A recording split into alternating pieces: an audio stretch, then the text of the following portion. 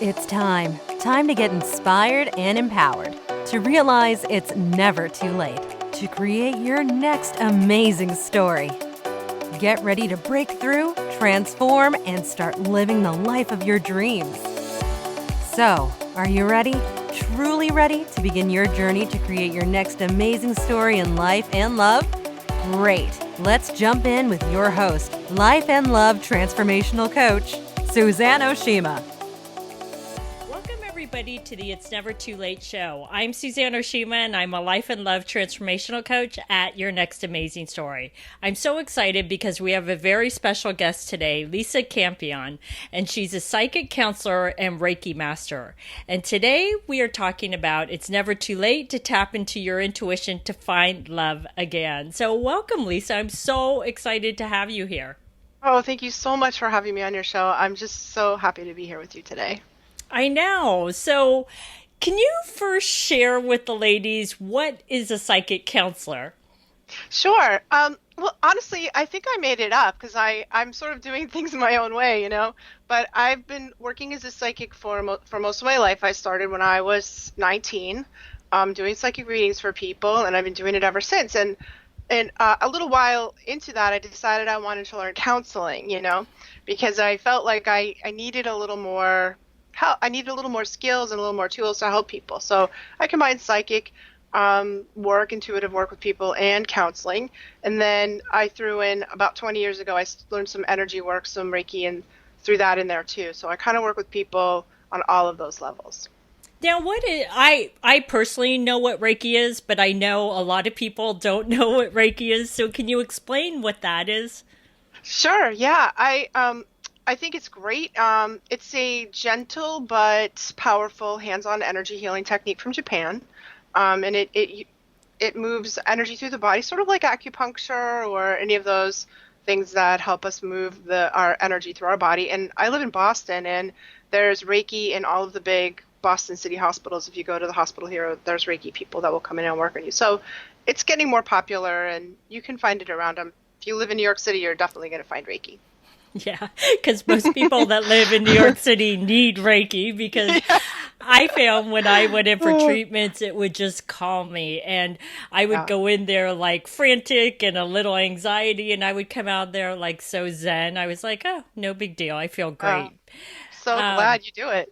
Yeah. So now let's talk about, because you were sharing with me before that a woman could really tap into her own intuition and psychic abilities to find love again. But before we jump into how a woman can do that, can you share with the ladies what the difference is between intuition and psychic abilities? Because I think women have a general idea, but they may not know exactly what that is.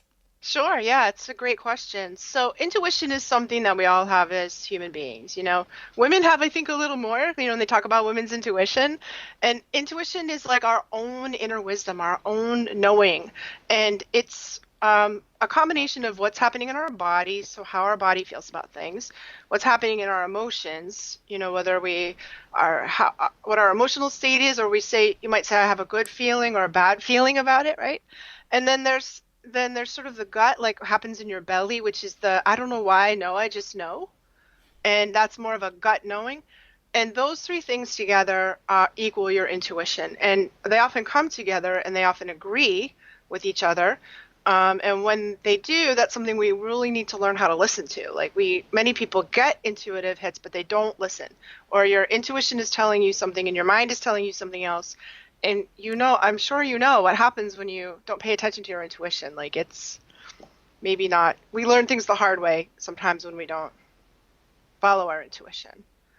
Psychic, does that make sense? Does that explain a little to you what it is? Yeah, it does. It does. Yeah. So would you say that almost nothing's 100%, but would you say like 99 point whatever percent of the time our intuition, if we feel those three things, that it's pretty spot on? Yes, I would say that it's very spot on. And our intuition is interesting because it's the part of us that's the most connected to our soul. you know.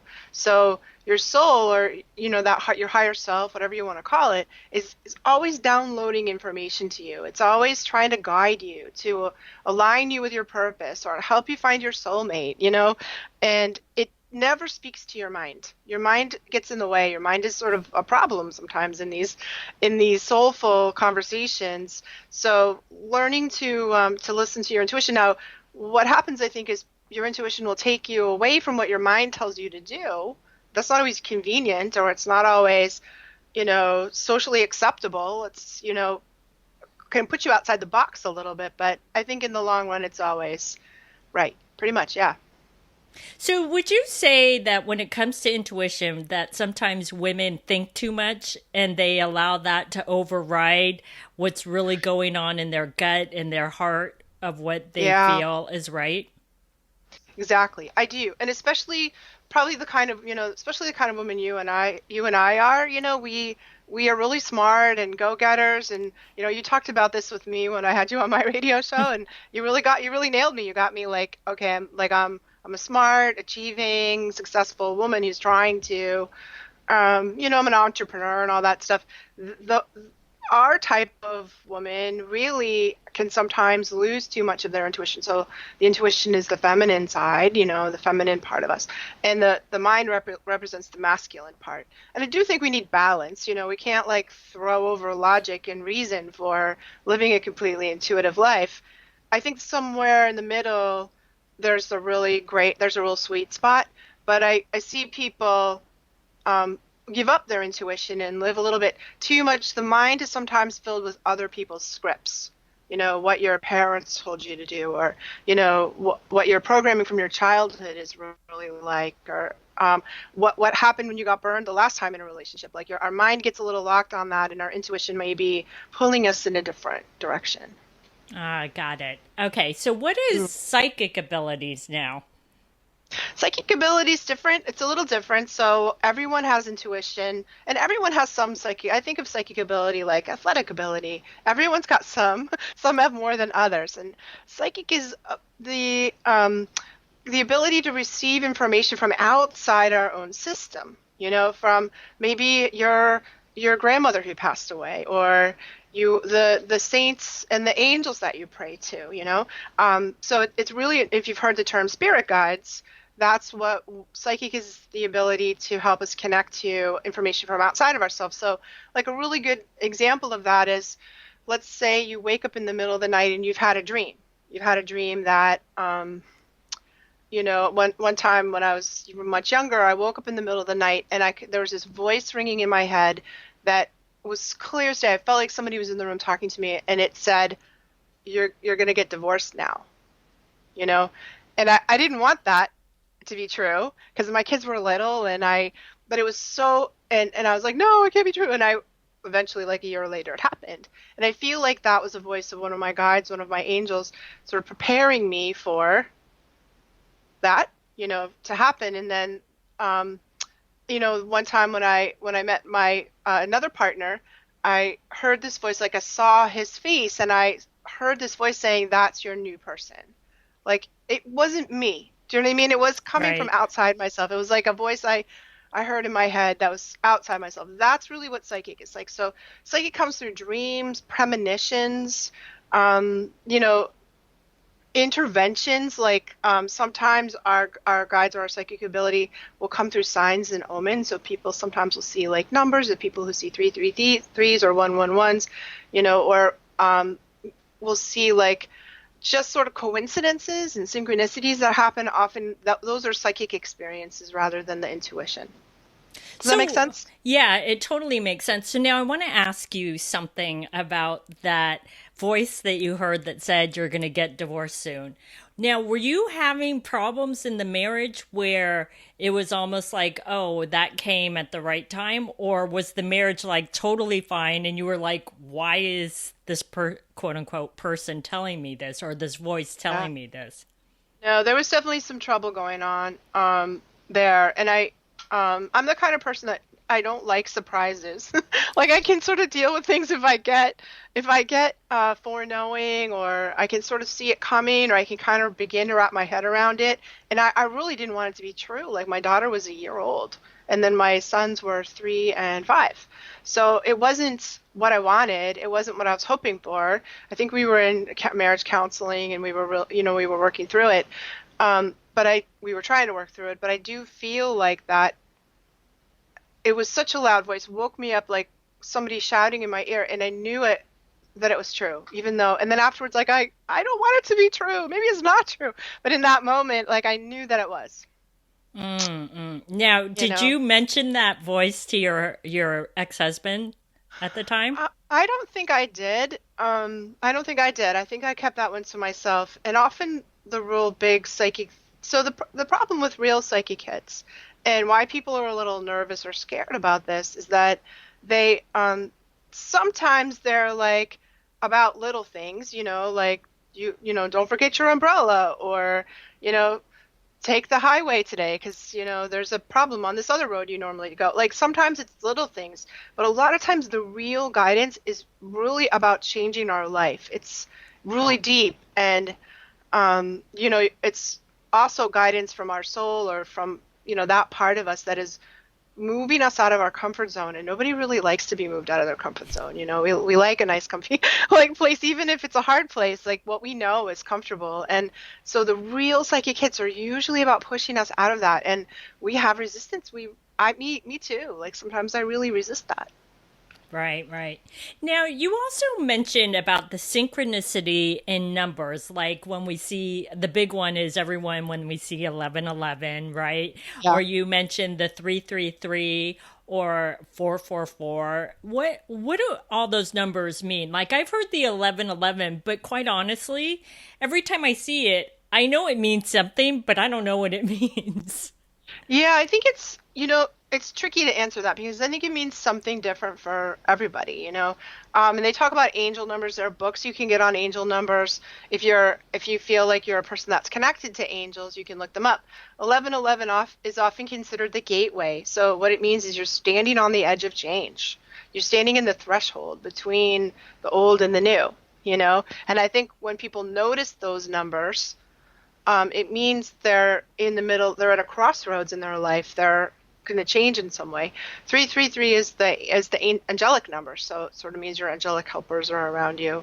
And the other ones, like I hear about people who see numbers that are significant. It's their birthday, or it's the birthday of somebody who passed away, and they know when they see those numbers that it has a meaning to them. Right. Now, how can a woman use these abilities that she has, right? Whether it's in intuition or her psychic abilities. And like you said, everyone has a different degree of it, right? Yeah. How can she use that to find love again?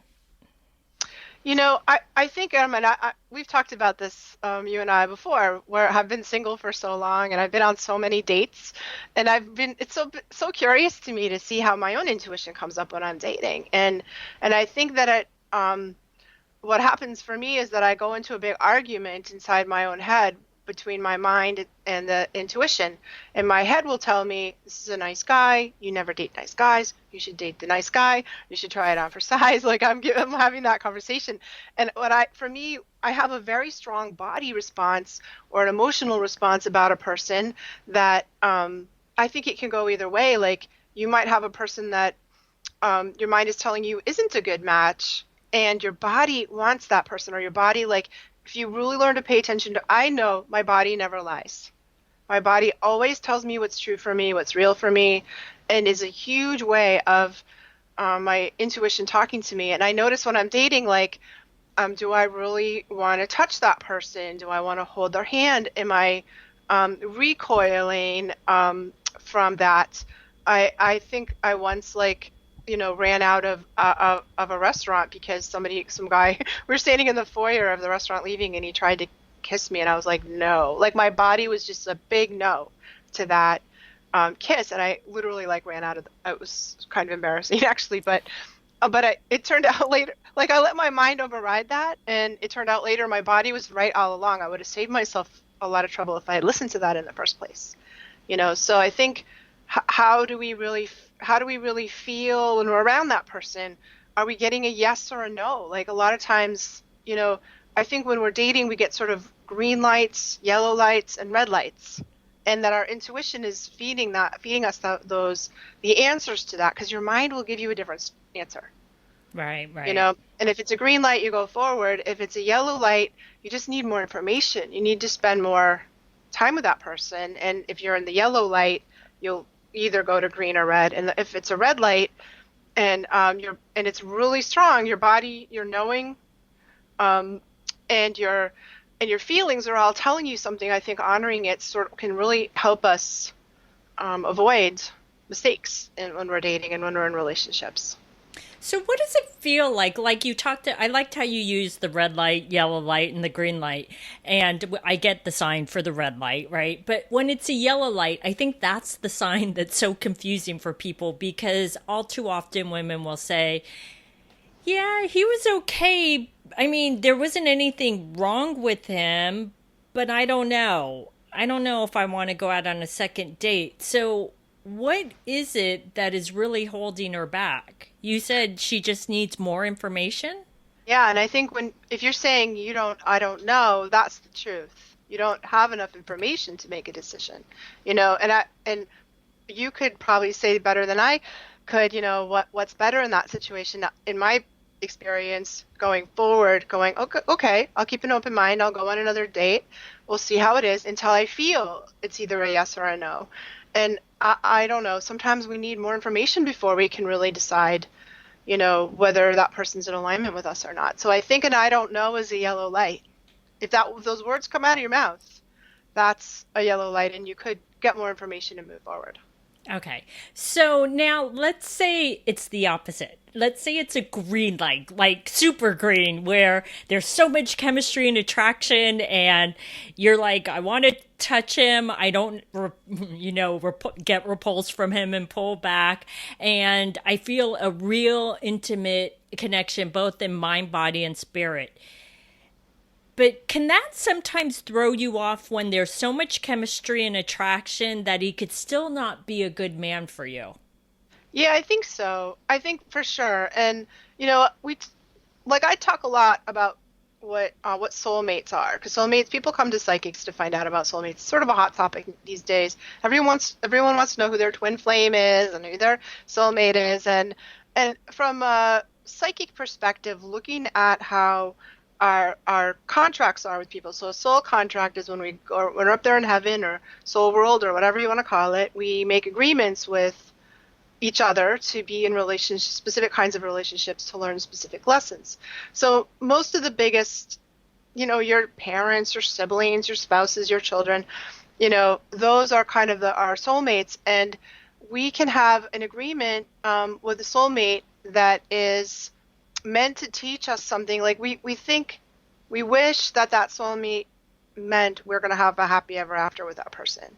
And oftentimes with a super hot chemistry soulmates, what it's really about is about learning harder lessons, those people come to spark incredible transformation and growth in us. And sometimes they do it in a very adversarial way. Like we need to set the relationship that I had like that was a person that who really taught me how to say no and set boundaries and advocate for myself, and it was a very hot chemistry.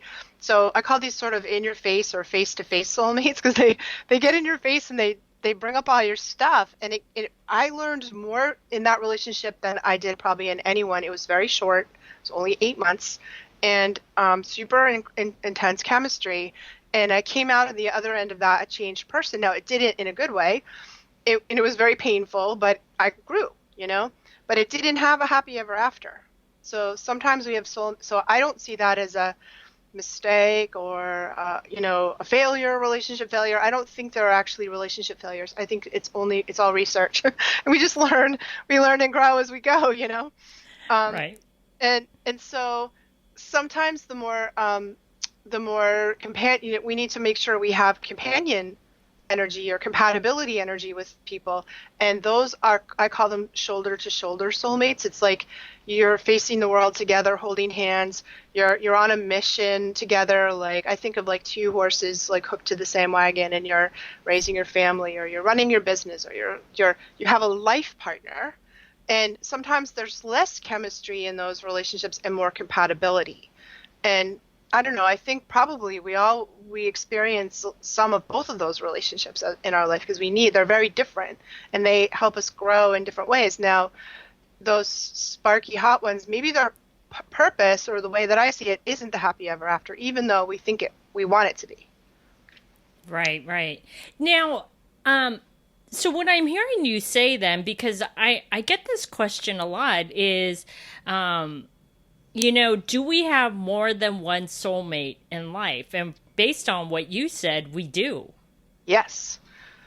It would be so sad if you only had one and he died tragically when he was 12 years old. What would you do? Well, you'd be alone, So we have actually a soul family, a soul group. And I think the people that you can't get rid of even if you wanted to, those are like the inner circle. Those are our mates, our children, our siblings, our parents, and the super close people. And then we have it's like a spiral or like rings. And, we need different things, and because also we have choice. So this is a free will world, and, those contracts get arranged up there, but when you come down here, we have to choose and they have to choose. And sometimes our personalities get scared or choose, things happen, just a crazy random world down here. So things happen. And if both people don't choose, then you need another candidate. Your spirit guides will scramble around and bring forth another candidate for you. Because I think there's a really painful kind of loss or grief that happens with a broken contract. So sometimes people that are like absolutely inconsolable about the loss of a relationship, it's a broken contract. Sometimes, we get over it and I'm like, okay, that sucked, but I'm moving on. The ones where we can't get over it, even for years afterwards, that was one person opted out of the contract, and that one's so hard to heal through that one. So can you give examples of what you mean by contract? Sure. So a contract it's just soul contract is an agreement that we make with somebody before we incarnate. So when you're in heaven, you're floating around in heaven or soul world. I always called it soul world when I was a little kid. You're coming down onto this planet to have certain experiences, maybe to understand love or to learn how to set boundaries or to heal through specific wounds, like maybe to heal through an abandonment wound that you've been working through some of your past lives. Now, I believe in past lives because I see it all the time, and this is just my theory. I only believe this because I experience it over and over again as a psychic for my whole life. So, take it with a grain of salt and see if it feels true for you. But what happens is we make those agreements that we make with other people, like, I made an agreement to be the mother of my children. And that's a contract. Or I made an agreement with my children's father to be married. We were married for 15 years, and I know that part of our agreement was having the kids. That was part of our agreement, and that another strong part of the agreement was the way that we handled our divorce was actually the most growthful and important part of the relationship. And because we handled it pretty well, both of us did. We have a nice post-marriage relationship. We've been divorced for longer than we were married, and we get along great. But I think, it wasn't for a happy ever after. It was for the children and a specific amount of time and what happened at the end. So I think that, movies and Disney and all these things have given us a very fantasy idea of what a soulmate relationship is, that there's some perfect other that's going to meet all your needs and fulfill everything about you and fix all the broken places. And, it's a very idealized fantasy version of, I'm not saying that people aren't happily married, because lots of people are, thank God. But I don't think we automatically get that in the way that we see it in the movies. Right. So it's not like the fairy tales, right? No, really, it's not most of the time. Because I think that's the false sense that a lot of people have about soulmates is it's like, oh, this is going to be the most perfect relationship. We're going to connect on every level. And Yes. then, then like you said, when it doesn't work out, those are probably the hardest relationships to get over is when you really thought this was your soulmate and you were going to spend the rest of your life with him, right? Exactly. Yeah, people really get, and I think now more than ever, especially in spiritual communities, there are people that are really, and I've seen some people, some women throw away like a really great relationship because they didn't feel like that person was their soulmate, or they felt like their twin flame is out there somewhere, and maybe instead of working on the relationship that they had, they discarded it. Um, and that makes me sad. I've seen it kind of frequently. So can a relationship work with a man that you feel like you have an amazing connection with in mind, body, and soul, but you don't feel like he's your soulmate? Can a relationship still work? Yeah, I think so. And I think if that was the case, I would ask that person like, well, what do you think a soulmate is? And what do you think what do you think it's supposed to feel like? Like what's missing for you? Is it a spiritual connection that's missing, or is it a physical connection is it the chemistry that's missing? Like what's missing in the relationship, and is that something that you can bring into the relationship if you work on the relationship? Is it something that you need to outsource? Because I don't think that we really get every single need we have met from one person. I just don't really know how that happens. And we may get like 80% of what we need from our spouse, but we need like a spiritual connection. So we go with our girlfriends to yoga class or meditation class, or, that kind of thing. Like and that expectation that there's one person that meets all your needs. I just don't think that's something that's like really realistic. I don't see that happen. People compromise, people negotiate, people work on things. They go to counseling, or they work on, and you get most of what you need, and then you outsource the rest. I don't know. What do you think about that? I think it depends. I think that every situation is different. What I always tell my clients too, and I think this is really important, is that you're never going to find someone who is number one, 100% perfect, but that has every single thing that you're looking for. Right. If you do find that person that has 100% of what you're looking for, then you really hit the jackpot. But it's very rare to find exactly what you're looking for. It's like a needle in a haystack. So what I always tell my clients is that you have to really think about what are your wants versus your needs, right? And the needs should be the most important things. Wants are nice to have and aren't absolutely necessary, but it's important to get clear on those things so that when you do meet certain men, is that you're not blinded by the chemistry and attraction, so you don't see whether he's good or bad for you, right? Exactly. So I think with chemistry and attraction, a lot of times people can get really blinded by that, and he could be the totally wrong man for you, but you're so blinded by that you keep moving the relationship forward when it's going nowhere. Yeah, and for me, I don't know if every woman is like this, but for me, sometimes my attraction to a person grows when I get to know them over time. So, a person and I always liked meeting people kind of the old-fashioned way, which is not in a dating situation, but in another situation and getting to know them slowly over time. That has been like where most of my really good relationships have come from. And then all of a sudden, when I know their personality, all of a sudden the chemistry sparks, and I think it can grow as people reveal who they really are and we get to know them. Right. So now, Lisa, what would you say to the woman that says, it's too late for me to find love, Lisa? It's really great what you said, but I still think it's too late. What would you say? Oh, I don't think it's ever too late. It's never too late.